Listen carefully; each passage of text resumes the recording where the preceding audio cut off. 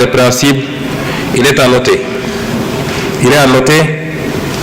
de la prévarication et de la privatisation du patrimoine foncier et bâti de l'État. Pour rester dans ce registre de la bonne gouvernance, je voudrais également évoquer les avancées majeures enregistrées dans l'administration de la justice, dont le fonctionnement a été notablement instrumentalisé par le régime sortant. Une des réalisations majeures dans ce domaine au cours des 8 derniers mois a été l'organisation des assises de la justice avec la participation inclusive des citoyens.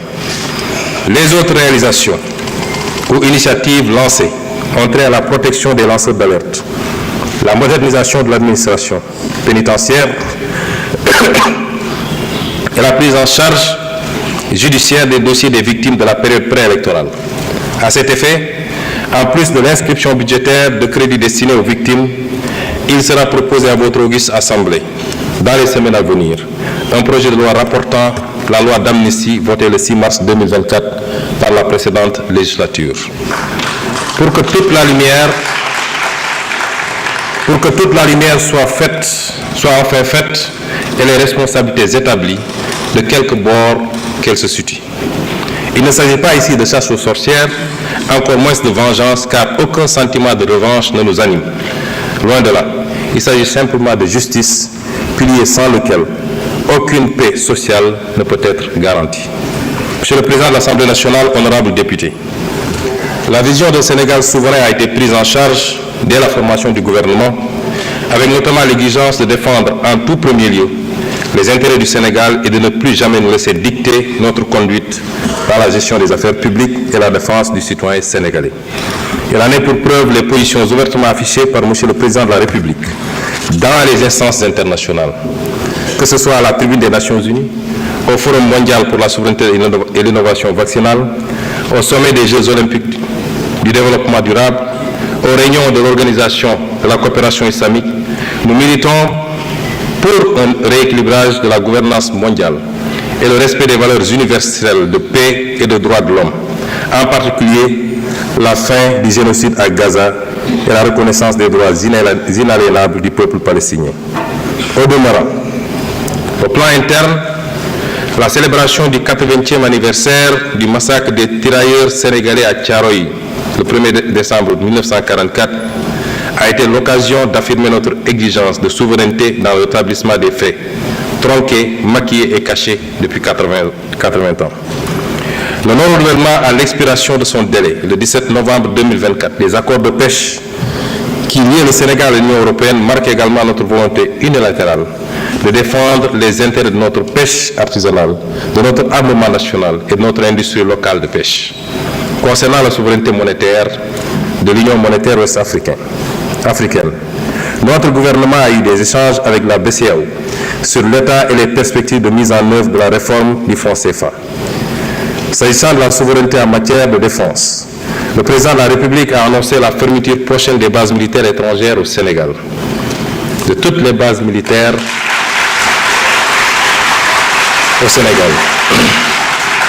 Enfin, pour ce qui est de la politique étrangère du Sénégal, de nouvelles bases ont été jetées, à savoir le retour à l'orthodoxie dans la représentation diplomatique sénégalaise à l'étranger, avec l'accréditation de diplomates de carrière ainsi que le focus mis sur le renforcement des liens de coopération avec les pays africains.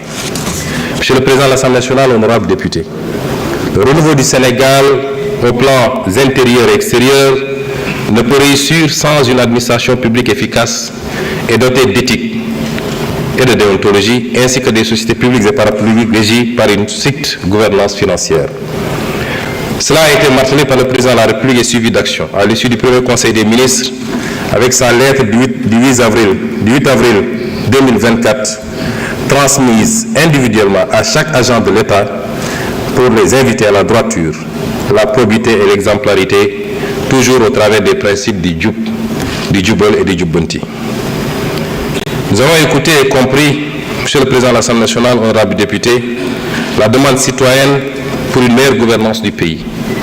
Mais nous avons également accordé une priorité au cours des 8 derniers mois à la demande sociale des Sénégalais qui veulent une meilleure qualité de vie. À cet égard, nous nous sommes attaqués à la vie chère en mettant en place dès le mois de juin 2024, dans un contexte de finances publiques en détresse, des mesures de réduction des prix de denrées de première nécessité. Concernant le coût du carburant et de l'électricité, les mesures utiles ont été prises pour le rétablissement de l'orthodoxie dans la passation des marchés d'approvisionnement en hydrocarbures et la diversification de leurs sources. S'agissant du cadre de vie des Sénégalais, notre gouvernement a engagé depuis le mois d'avril de fortes initiatives pour la gestion des inondations et les crues, pour le fonctionnement régulier du ramassage des ordures par l'appurement des arriérés.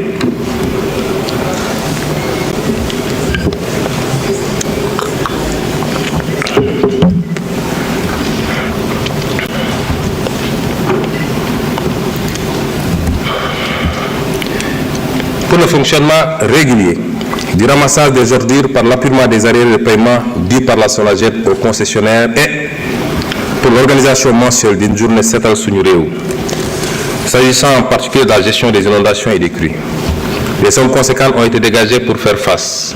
Nous amenons à demander un audit du programme décennal de gestion des inondations et du programme d'assainissement des 10 villes qui ont englouti respectivement 285 milliards de francs CFA et 77 milliards de francs CFA sans résultat tangible. Monsieur le Président de l'Assemblée nationale, honorables députés, dans le domaine de l'équité sociale, préoccupation prioritaire pour le gouvernement, nous nous sommes attelés à gérer l'impact des contraintes de finances publiques sur le paiement des bourses de sécurité familiale, avec l'appurement des arriérés prévus au cours du premier trimestre 2025. L'équité sociale s'est également manifestée sur tout le territoire national à chaque fois que des catastrophes naturelles ou des accidents sont remarqués par des appuis financiers et en nature, notamment à la suite des inondations, des crues des fleuves Sénégal et Gambie, des accidents routiers et j'en passe. Monsieur le Président de l'Assemblée nationale, honorables députés, mon gouvernement a pris résolument en charge un maillon essentiel de notre développement économique et social au cours des 8 derniers mois, à savoir le capital humain, en particulier le secteur de l'éducation et de la formation. 2 conseils interministériels ont été consacrés à la préparation des examens et concours ainsi qu'à la rentrée scolaire. D'importantes décisions ont été prises à l'issue de ces conseils, parmi lesquelles la résorption du déficit d'enseignants, l'élimination progressive des abris provisoires, la prise en charge de la problématique du défaut de pièces d'état civil des élèves, le paiement des primes et indemnités d'examen. Mon gouvernement se préoccupe fortement des taux d'échec élevés du CFE, 34,5%, au BFM, 26% et au baccalauréat, 49,5%. Cela signifie qu'une proportion significative de nos enfants quittent l'école sans diplôme correspondant à leur cycle scolaire. Nous devons y remédier. Dans le domaine de l'enseignement supérieur, le défi majeur en cours de prise en charge est la transformation systématique du secteur avec la mise en place imminente d'un comité de pilotage chargé de proposer au président de la République des mesures pertinentes. À cette fin, d'ores et déjà, les actions requises pour le rétablissement du calendrier universitaire et la pacification de l'espace universitaire ont été engagées. Les actions en direction de la jeunesse et de la promotion de la citoyenneté n'ont pas été en reste depuis avril 2024 avec l'organisation des vacances agricoles, le repositionnement du service civique et du volontariat au niveau de la primature pour plus d'impact et la systématisation du concept armée-nation dans tous les domaines d'activité appropriés. Dans le domaine du sport, nous avons soutenu les compétitions dans les disciplines phares et pris résolument en charge l'organisation des Jeux olympiques de la jeunesse Dakar 2026. Dans le secteur de la santé, la préoccupation principale a été de garantir la continuité des services et la qualité de l'accueil dans les services hospitaliers, ainsi que de passer en revue le programme de construction d'hôpitaux qui souffre de beaucoup d'actes de mauvaise gestion et particulièrement de surfacturation énorme. Monsieur le Président de l'Assemblée nationale, honorables députés, notre gouvernement s'est appesanti également au cours de ces 8 derniers mois sur les problématiques d'approvisionnement en eau potable, les questions environnementales et les infrastructures de transport. Concernant l'approvisionnement en eau potable, nous avons fermement engagé la résolution des insuffisances dans la gestion de l'hydraulique rurale et urbaine avec notamment des directives pour mettre un terme aux incongruences caractérisées de la traversée de zones rurales non desservies en eau potable par des canalisations d'eau destinées aux villes. Dans le domaine de l'environnement, mon gouvernement a pris des mesures fortes avec la suspension jusqu'au 30 juin 2027 des activités minières autour de la rive gauche du fleuve de la Falémé sur un rayon de 500 mètres. Dans le domaine des infrastructures physiques, mon gouvernement a réalisé un état des lieux des programmes et projets de construction d'infrastructures routières, portuaires et aéroportuaires. Cet état des lieux a révélé certaines dérives et des intérêts sacrifiés de l'État du Sénégal. Monsieur le Président de l'Assemblée nationale, honorables députés, tous ces rappels m'ont paru utiles pour prendre la mesure des immenses défis déjà relevés par le gouvernement en si peu de temps, mais aussi les obstacles majeurs à franchir pour un Sénégal prospère. Au cours de ces 8 mois, le principal handicap auquel a été confronté mon gouvernement est l'héritage de la gestion d'un pays au milieu du gué, à l'image d'un bateau à bout de carburant dans une mer agitée. Jamais dans l'histoire du Sénégal, un pouvoir n'a été transmis dans cet état. Il nous fallait à la fois déconstruire les mauvais choix, attelage et agencement, redresser les manquements et choix malencontreux et construire les fondations du nouveau projet. Ardue fut la tâche, ardue est toujours la tâche, ardue sera encore la tâche dans un contexte de fortes attentes de l'ensemble des agents économiques et des partenaires. Notre gouvernement a donc pris le pari de la transparence et de l'arbitrage entre les besoins multiformes et complexes. Nous avons ainsi procédé à l'appurement des arrêts de paiement sur les engagements de l'État autour des 3 précédentes campagnes agricoles, 73 milliards de francs CFA.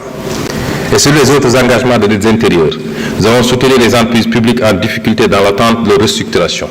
Dakar Demdik, Air Sénégal, La Poste, SAPCO, etc. Nous avons aussi soutenu la campagne de production agricole 2024 en intrant subvention de 120 milliards. Nous avons également procédé en rapport avec les acteurs, notamment la SENIA, au relèvement du prix plancher d'achat des arachides pour le porter de 280 francs l'année dernière à 350 francs le kilogramme cette année. Monsieur le Président de l'Assemblée nationale, honorables députés, nous voilà à quelques encablures de la clôture de l'exercice budgétaire 2024, avec une loi de finances rectificative de vérité et de transparence, gage de notre engagement de dire toujours la vérité à notre peuple, rien que la vérité et toute la vérité.